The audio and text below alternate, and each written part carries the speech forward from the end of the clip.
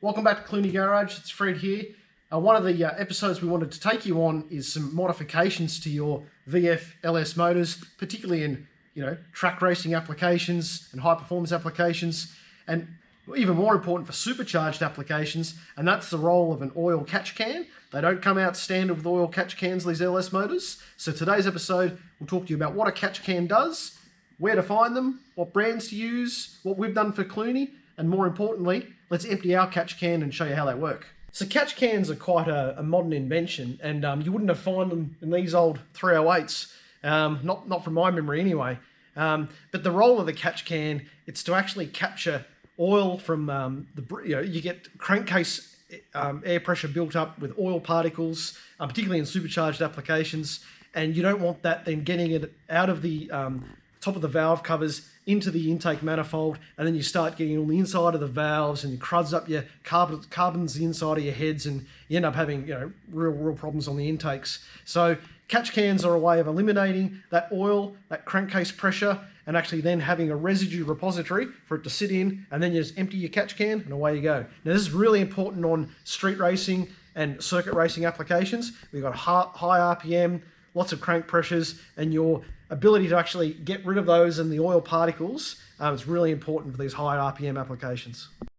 Now where you normally locate your catch can, there's no sort of rhyme or reason. The thing is getting your breather hoses and that for your valve covers across, and obviously connecting it to your inlet as well. I'll show you what we've done on Clooney.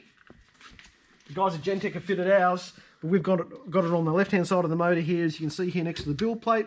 We've gone with a Mishimoto catch can. They're probably one of the top end catch cans. And let's take you through how it works. So that breather hose there is the clean air into the over-the-air intake. That feeder line there goes all around the back here, and you can see it connects onto the top of the valve cover there, and it just goes under the blower pulley assembly. So let's undo the catch can. This is something you should do quite regularly. Clooney's recently been serviced, but it sees some pretty high RPM applications, this LS7. So we're going to undo the catch can, show you how much you typically can find, but more importantly, it's something you should do as part of your regular maintenance routine. So emptying a catch can is really easy. You don't need to undo any of these tubes or fittings or any of the Allen keys on top. That's for a more drastic operation. The bottom part of the catch can, that just unscrews in a clockwise motion.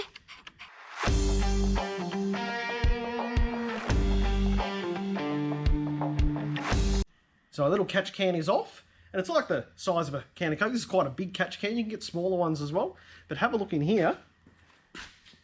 It's got like a baffle plate in the top there, and look at a bit of oil and gunk and residue. And if I show you the bottom there, we've got a bit of oil and crud down the bottom of ours. We'll tip ours out so you can have a look. But again, not a huge amount of Ks, but pretty some high RPM Ks on our little catch can. Let's go empty them out. Okay, so we've just got one of Frankie's old bed sheets here, and I dread to think the stains that are on that, but no, we'll put some more stains on it with this. Let's go have a look here. We'll tip our little catch can out. Oh, look at this. Oh my God. Oh, yes. It's actually not oily at all. It's sort of, well, wasn't expecting that. There's quite a bit of oil and residue in there. It mainly looks like a bit of fuel. Bit of fuel. All right, let's clean up this catch can. Be bright as new. I don't think Frankie's going to be able to reuse these bed sheets. So we use a lot of Nulon products, particularly for carby cleaner, and this is also a throttle body cleaner. It's bloody good stuff, this. Reminds me of being in certain workshops where mechanics wash their hands with carby cleaner and brings back a lot of smells, but you can see here, that cleans up a lot of that residue. Yeah, that little baffle plate sort of captures a bit of that residue, but all the solid stuff goes to the bottom. Well, empty this out, let's put it back on the VF. So before we put the catch can back in, exposes our nice ceramic coaters headers here. Have a look at the size of these things. I can get my finger around that, they're about that round. So I think Frankie recognises that size, but that's all good. They're a decent size header. And yeah, a lot different to the headers that come out on the 310 pack that we previewed in the other episode. But they're pretty raucous, those headers.